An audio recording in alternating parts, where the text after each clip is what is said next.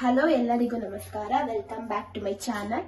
ಇವತ್ತು ನಾನು ತುಂಬಾ ಸುಲಭವಾಗಿ ಮೇಥಿ ಬಟರ್ ಪಲಾವ್ ಅನ್ಬೋದು ಅಥವಾ ಬಿರಿಯಾನಿ ಅಥವಾ ರೈಸ್ ಅನ್ಬೋದು, ಅದು ಬಂದು ಮೆಂತ್ಯ ಬಾತ್ ಅಂತಾನು ಕೂಡ ಕರೀತಾರೆ. ನಾನು ಇಲ್ಲಿ ಬಟಾಣಿನ ಸೇರಿಸ್ಕೊಂಡು ಮಾಡ್ತಾ ಇದ್ದೀನಿ. ಹೇಗ್ ಮಾಡೋದು ಅದು ಕೂಡ ತುಂಬಾ ಸುಲಭ ವಿಧಾನದಲ್ಲಿ ಅಂತ ನಾನು ನಿಮ್ ಜೊತೆ ಶೇರ್ ಮಾಡ್ಕೊಂತ ಹೋಗ್ತೀನಿ.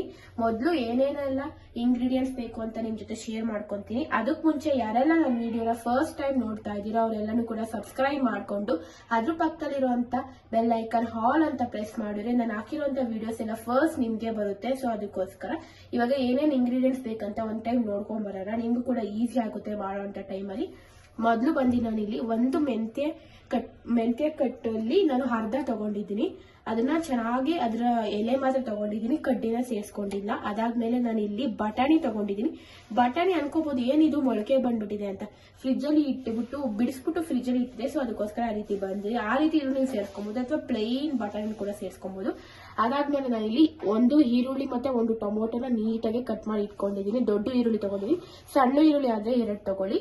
ನಂತರ ಮಸಾಲೆಗೆ ಏನೇನು ಐಟಮ್ ಬೇಕು ಅಂದ್ರೆ ಕೊತ್ತಂಬರಿ, ಪುದೀನಾ, ಶುಂಠಿ, ಬೆಳ್ಳುಳ್ಳಿ, ಅದಾದ್ಮೇಲೆ ಹಸಿ ಮೆಣಸಿನಕಾಯಿನ ಸೇರಿಸ್ಕೊಂಡಿದ್ದೀನಿ. ರುಚಿಗೆ ಎಷ್ಟು ಬೇಕು ಮನೇಲಿ ಎಷ್ಟಿದಾರೆ ನೋಡ್ಕೊಂಡು ಹಾಕೊಳ್ಳಿ. ಆಮೇಲೆ ಇಲ್ಲಿ ಚಕ್ಕೆ, ಲವಂಗ ಇಷ್ಟು ಸೇರಿಸ್ಕೊಂಡಿದ್ದೀನಿ. ಇನ್ನು ನಿಮ್ಗೆ ಬೇಕಾದ್ರೆ ರುಬ್ಬಕ್ಕೆ ಇದು ಕೂಡ ಸೇರಿಸ್ಕೊಬಹುದು ನೀವು, ಈರುಳ್ಳಿ ಟೊಮೊಟೊ ಎಲ್ಲ ಕೂಡ ಆಪ್ಷನಲ್. ಅದಾದ್ಮೇಲೆ ನಾನಿಲ್ಲಿ ಅದಾಗಿದ ತಕ್ಷಣ ಇಲ್ಲಿ ಕಾಯಿ ತುರಿನ ಸೇರಿಸ್ಕೊಂಡಿದ್ದೀನಿ.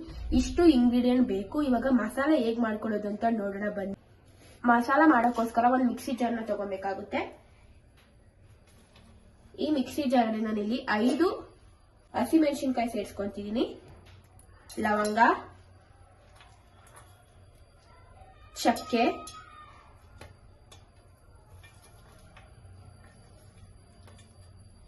ಅದಾದ್ಮೇಲೆ ನಾನಿಲ್ಲಿ ಬೆಳ್ಳುಳ್ಳಿ ಸೇರಿಸ್ಕೊಂಡಿದ್ದೀನಿ. ಸಿಪ್ಪೆನೂ ಕೂಡ ತೆಗೆದು ಸೇರಿಸ್ಕೋಬಹುದು, ನಾನು ಸಿಪ್ಪೆ ಸಮೇತ ಹಾಕೊಂತಾ ಇದ್ದೀನಿ.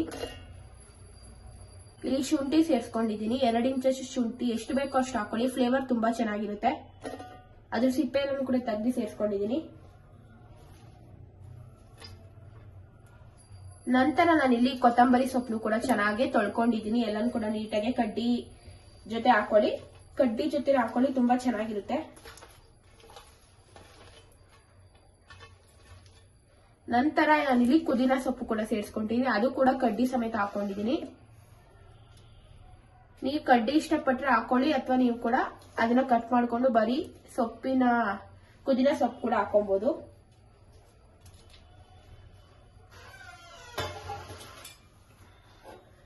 ನಂತರ ನಾನಿಲ್ಲಿ ಕಾಯಿ ತುರಿನ ಸೇರಿಸ್ಕೊಂತ ಇದ್ದೀನಿ. ಫ್ರೆಶ್ ಆಗಿ ಕಾಯಿನ ಹೊಡೆದ್ಬಿಟ್ಟು ಅದರಲ್ಲಿ ತುರಿದಿಟ್ಕೊಳ್ಳಿ. ಫ್ರೆಶ್ನೆಸ್ ಆಗಿ ಹಾಕಿದ್ರೆ ತುಂಬಾ ಚೆನ್ನಾಗಿ ಬರುತ್ತೆ ಮೆಂತ್ಯ ಪಲಾವು, ಸೊ ಅದಕ್ಕೋಸ್ಕರ. ಈಗ ನಾನು ಸ್ವಲ್ಪ ಉಪ್ಪನ್ನ ಸೇರಿಸ್ಕೊಂತ ಇದ್ದೀನಿ. ನಂತರ ರುಬ್ಬೋಕೆ ಎಷ್ಟು ಬೇಕೋ ಅಷ್ಟು ನೀರು ಸೇರಿಸ್ಕೊಂಡು ಈಗ ಲಿಡ್ನ ಕ್ಲೋಸ್ ಮಾಡಿ ಚೆನ್ನಾಗಿ ಪೇಸ್ಟ್ ರೀತಿ ಮಾಡ್ಕೊಂಡ್ಬರ್ಬೇಕು.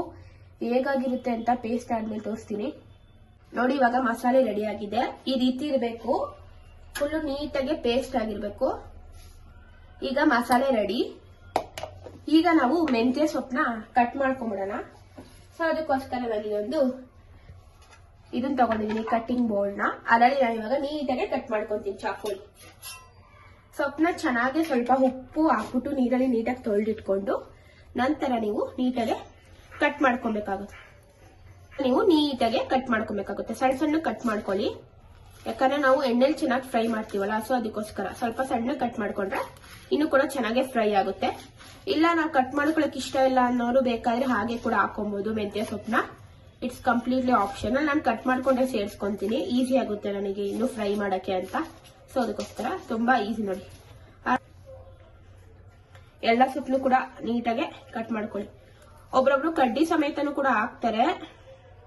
ನಿಮ್ಗೆ ಏನಾದ್ರು ಕಡ್ಡಿ ಸಮೇತ ಹಾಕೋ ಇಷ್ಟ ಇದ್ರೆ ಕಡ್ಡಿ ಸಮೇತನೇ ಹಾಕೋಬಹುದು, ಕಡ್ಡಿ ಸಮೇತನೇ ಹಾಕೋಬಹುದು. ಇಲ್ಲ ಕಡ್ಡಿ ತಿನ್ನಲ್ಲ, ಕಹಿ ಬರುತ್ತೆ ಅನ್ನೋರು ನಾರ್ಮಲ್ ಬಿಡಿಸ್ತಿರಲ್ಲ ಎಲೆಯಲ್ಲಿ ಸ್ವಲ್ಪ ಸ್ವಲ್ಪ ಕಡ್ಡಿ ಇರುತ್ತೆ, ಎಳೆ ಕಡ್ಡಿ, ಅದ್ ಹಾಕೊಂಡ್ರೆ ನಿಮ್ಗೆ ಅಷ್ಟು ಕಹಿ ಬರೋದಿಲ್ಲ. ಏನಾದ್ರೂ ಕಹಿ ಹೋಗ್ಬೇಕು ಅಂದ್ರೆ ಚೆನ್ನಾಗಿ ನಾವು ಎಣ್ಣೆಲಿ ಫ್ರೈ ಮಾಡ್ಬೇಕು. ಎಣ್ಣೆಲಿ ಯಾವಾಗ ಚೆನ್ನಾಗಿ ಫ್ರೈ ಮಾಡ್ತೀವೋ ಅವಾಗಲೇ ಸ್ವಲ್ಪ ಕಹಿ ಅನ್ನೋದು ಹೋಗೋದು, ಇಲ್ಲಾಂದ್ರೆ ಕಹಿ ಅನ್ನೋದು ಹೋಗೋದಿಲ್ಲ. ಸೊ ಅದಕ್ಕೋಸ್ಕರ ಈ ರೀತಿ ನಾನು ಎಲ್ಲಾನು ಕೂಡ ಕಟ್ ಮಾಡ್ಕೊಂಡು ನಿಮ್ಗೆ ತೋರಿಸ್ತೀನಿ. ಮೊದಲು ನೀವು ಗ್ಯಾಸ್ನ ಹಚ್ಕೊಬೇಕಾಗುತ್ತೆ. ಗ್ಯಾಸ್ನ ಹಚ್ಕೊಂಡು ಒಂದು ಕುಕ್ಕರ್ನ ಇಡಬೇಕಾಗುತ್ತೆ. ಪಲಾವ್ ಮಾಡಕ್ಕೆ ನೀವು ಕುಕ್ಕರ್ನ ಯೂಸ್ ಮಾಡಿದ್ರೆ ತುಂಬಾ ಚೆನ್ನಾಗಿರುತ್ತೆ. ಸೊ ಅದಕ್ಕೋಸ್ಕರ ಒಂದು ಕುಕ್ಕರ್ನ ಇಟ್ಟಿದ್ದೀನಿ. ಇಟ್ಬಿಟ್ಟು ನಾನು ಇದಕ್ಕೆ ಸ್ವಲ್ಪ ಎಣ್ಣೆನ ಸೇರಿಸ್ಕೊಬೇಕಾಗುತ್ತೆ. ಸ್ವಲ್ಪ ಜಾಸ್ತಿ ಎಣ್ಣೆ ಸೇರಿಸ್ಕೊಳ್ಳಿ, ಮತ್ತೆ ತುಪ್ಪನೂ ಕೂಡ ಸೇರಿಸ್ಕೊಳ್ಳಿ, ಯಾಕಂದ್ರೆ ಮೆಂತ್ಯ ಸೊಪ್ಪು ಚೆನ್ನಾಗಿ ಫ್ರೈ ಆಗಬೇಕು. ಸೊ ಅದಕ್ಕೋಸ್ಕರ ಎಣ್ಣೆನ ಸ್ವಲ್ಪ 2 ಇಂದ 3 ಸ್ಪೂನ್, ದೊಡ್ಡ ಸ್ಪೂನ್ ಬರುತ್ತಲ್ಲ 2 ಇಂದ 3 ಸ್ಪೂನ್ ಸೇರಿಸ್ಕೊಬೇಕಾಗುತ್ತೆ. ಇಲ್ಲಿ 1 ಚಮಚ ಅಷ್ಟು ತುಪ್ಪನೂ ಕೂಡ ಸೇರಿಸ್ಕೊಂತಾ ಇದ್ದೀನಿ.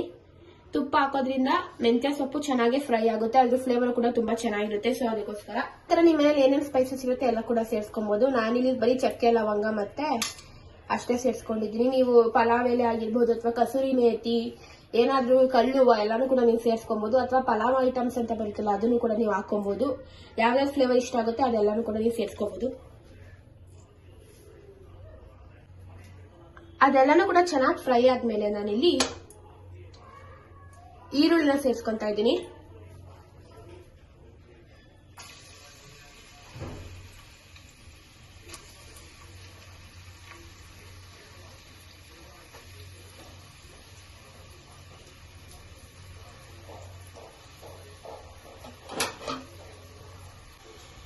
ಈರುಳ್ಳಿನ ಸೇರಿಸ್ಕೊಂಡು ಚೆನ್ನಾಗಿ ಒಂದು ಟೈಮ್ ಫ್ರೈ ಮಾಡ್ಕೊಬೇಕಾಗುತ್ತೆ. ನೀಟಾಗಿ ಫ್ರೈ ಆಗಬೇಕು, ಅದು ಗೋಲ್ಡನ್ ಬ್ರೌನ್ ಕಲರ್ ಬಂದ್ರೆ ತುಂಬಾ ಚೆನ್ನಾಗಿರುತ್ತೆ.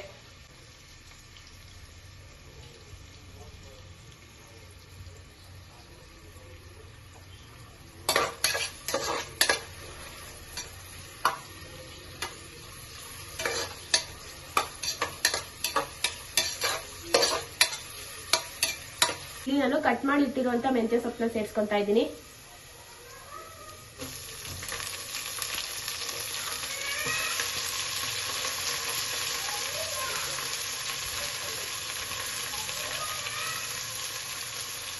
ಫ್ರೈ ಮಾಡಕ್ಕೆ ಸ್ವಲ್ಪ ಉಪ್ಪನ್ನ ಸೇರಿಸ್ಕೊಂತಾ ಇದ್ದೀನಿ. ಅರಿಶಿನ ಪುಡಿನೂ ಕೂಡ ಸೇರಿಸ್ಕೊಂತ ಇದ್ದೀನಿ, ಯಾಕಂದ್ರೆ ಸೊಪ್ಪು ಕಹಿ ಬರಬಾರ್ದು. ಸೊ ಅದಕ್ಕೋಸ್ಕರ ಇವೆರಡು ಹಾಕಿದ್ರೆ ಕಹಿ ಬರೋಲ್ಲ, ತುಂಬಾ ಚೆನ್ನಾಗಿರುತ್ತೆ. ಈಗ ಒಂದು ಟೈಮ್ ಚೆನ್ನಾಗಿ ಮಿಕ್ಸ್ ಮಾಡ್ಕೊಳ್ಳಿ.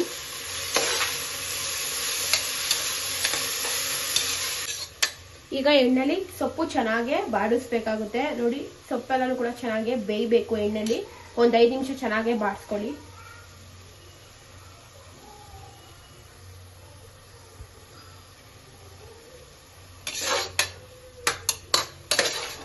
ಈಗ ಚೆನ್ನಾಗಿ ಫ್ರೈ ಆಗಿದೆ ನೋಡಿ, ನಿಮ್ಗೆ ತೋರಿಸ್ತೀನಿ ಯಾವ ರೀತಿ ಫ್ರೈ ಆಗಿದೆ ಅಂದ್ರೆ. ಈ ರೀತಿ ಚೆನ್ನಾಗಿ ಫ್ರೈ ಆಗಿರ್ಬೇಕು. ಸೊಪ್ಪೆಲ್ಲೂ ಕೂಡ ಚೆನ್ನಾಗಿ ಎಣ್ಣೆಲಿ ಫ್ರೈ ಆಗಿರ್ಬೇಕು, ಅವಾಗ ಮಾತ್ರ ನಿಮ್ಗೆ ಕೈ ಅಂಶ ಹೋಗೋದು, ಇಲ್ಲಾಂದ್ರೆ ಕೈ ಅಂಶ ಎಲ್ಲಾನು ಕೂಡ ಹಾಗೆ ಇರುತ್ತೆ. ಈ ರೀತಿ ಚೆನ್ನಾಗಿ ಫ್ರೈ ಆದ್ಮೇಲೆ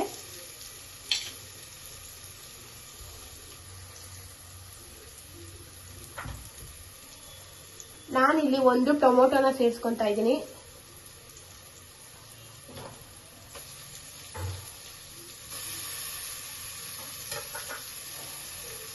ಅದನ್ನ ಹಾಕೊಂಡು ಚೆನ್ನಾಗಿ ಫ್ರೈ ಮಾಡಿ.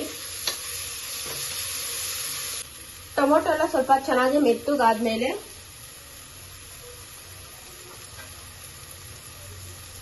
ನೀವಿಲ್ಲಿ ಬಟಾಣಿನ ಸೇರಿಸ್ಕೊಬೇಕಾಗುತ್ತೆ.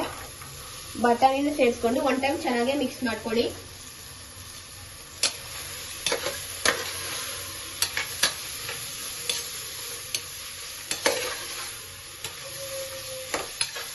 ರುಬ್ಬಿರುವಂತ ಮಸಾಲೆನ ಸೇರಿಸ್ಕೊಂತೀನಿ.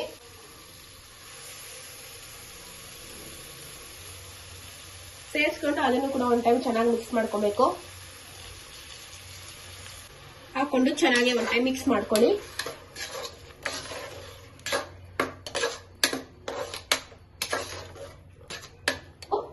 ಹಸಿ ವಾಸನೆ ಎಲ್ಲಾನು ಕೂಡ ಚೆನ್ನಾಗಿ ಹೋಗ್ಬೇಕಾಗುತ್ತೆ, ಯಾಕಂದ್ರೆ ನಾವೆಲ್ಲಾನು ಕೂಡ ಹಸಿದ್ ಹಾಕೊಂಡಿದೀವಿ. ಸೊ ಅದಕ್ಕೋಸ್ಕರ ಎಲ್ಲಾನು ಕೂಡ ಹಸಿ ವಾಸನೆ ಹೋಗೋ ರೀತಿ ಚೆನ್ನಾಗಿ ಫ್ರೈ ಮಾಡ್ಕೊಳ್ಳಿ.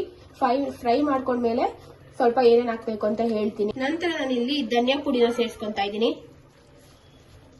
ನಾನಿಲ್ಲಿ 2 ಚಮಚ ಅಷ್ಟು ಧನಿಯಾ ಪುಡಿನ ಸೇರಿಸ್ಕೊಂತಾ ಇದ್ದೀನಿ, ಯಾಕಂದ್ರೆ ಫ್ಲೇವರ್ ತುಂಬಾ ಚೆನ್ನಾಗಿರುತ್ತೆ. ಈ ತರ ಬಾತು, ಮಸಾಲಾ ಬಾತು ಅಥವಾ ಬಿರಿಯಾನಿ ಎಲ್ಲ ಮಾಡಿದಾಗ ಧನಿಯಾ ಪೌಡರ್ ಹಾಕೋದ್ರಿಂದ ಅದರ ಫ್ಲೇವರ್ ಇನ್ನ ಕೂಡ ಚೆನ್ನಾಗಿ ಎನ್ಹಾನ್ಸ್ ಆಗುತ್ತೆ. ಸೊ ಅದಕ್ಕೋಸ್ಕರ ನಂತರ ಮತ್ತೆ ಇನ್ನೊಂದು ಟೈಮ್ ಚೆನ್ನಾಗಿ ಮಿಕ್ಸ್ ಮಾಡ್ಕೊಳ್ಳಿ. ಮಿಕ್ಸ್ ಮಾಡ್ಕೊಂಡು ಇದರ ಹಸಿ ವಾಸನೆ ಎಲ್ಲಾನು ಕೂಡ ಹೋಗೋ ರೀತಿ ಸ್ವಲ್ಪ ಹೊತ್ತು ಬಿಟ್ಬಿಟ್ಟು ನಂತರ ನೀವು ಅಕ್ಕಿ ಸೇರಿಸ್ಕೊಬಹುದು. ನೋಡಿ, ಈ ರೀತಿ ಚೆನ್ನಾಗಿ ಫ್ರೈ ಆಗಿರ್ಬೇಕು. ಮಸಾಲೆ ಎಲ್ಲರೂ ಕೂಡ ನೋಡಿ ಎಷ್ಟು ಸಕ್ಕದಾಗಿ ಫ್ರೈ ಆಗಿದೆ ಅಂತ. ಈ ರೀತಿ ಚೆನ್ನಾಗಿ ಫ್ರೈ ಆದ್ರೆ ಮೆಂತ್ಯ ಬಾತು ತುಂಬಾ ಚೆನ್ನಾಗಿ ಬರುತ್ತೆ. ಸೊ ಈ ರೀತಿ ನೀಟಾಗಿ ಚೆನ್ನಾಗಿ ಫ್ರೈ ಆಗಿರ್ಬೇಕು. ಸೊಪ್ಪು ಕೂಡ ನೋಡಿ ಎಷ್ಟು ಚೆನ್ನಾಗಿ ಎಣ್ಣೆಲಿ ಫ್ರೈ ಆಗಿದೆ. ಈ ರೀತಿ ಇದ್ರೆ ಮಾತ್ರ ತುಂಬಾ ಸಖತ್ತಾಗಿ ಬರುತ್ತೆ, ಸ್ವಲ್ಪನೂ ಕೂಡ ಕಹಿ ಇರಲ್ಲ ಮೆಂತ್ಯ ಬಾತು. ಈಗ ನಾನಿಲ್ಲಿ 2 ಲೋಟ ಅಷ್ಟು ಅಕ್ಕಿನ ಸೇರಿಸ್ಕೊಂಡಿದ್ದೀನಿ. ನೀವು ಸೋನಾ ಮಸೂರಿ ರೈಸು ಅಥವಾ ಯಾವ ರೈಸ್ ರೆಗ್ಯುಲರ್ ಆಗಿ ಯಾವ್ದು ಯೂಸ್ ಮಾಡ್ತೀರಾ ಅದನ್ನು ಕೂಡ ಯೂಸ್ ಮಾಡ್ಕೊಬಹುದು. ನಾನಿಲ್ಲಿ ಸೋನಾ ಮಸೂರಿ ರೈಸ್ ನ ಯೂಸ್ ಮಾಡ್ಕೊಂಡಿದ್ದೀನಿ. ನೀವು ಬುಲೆಟ್ ರೈಸು ಅಥವಾ ಬಾಸ್ಮತಿ ರೈಸು ಅಥವಾ ನಾರ್ಮಲ್ ರೈಸ್ ಕೂಡ ನೀವು ಯೂಸ್ ಮಾಡ್ಕೊಬಹುದು. ನಾನಿಲ್ಲಿ 2 ಲೋಟ ಅಷ್ಟು ಅಕ್ಕಿನ ಸೇರಿಸ್ಕೊಂತಾ ಇದ್ದೀನಿ.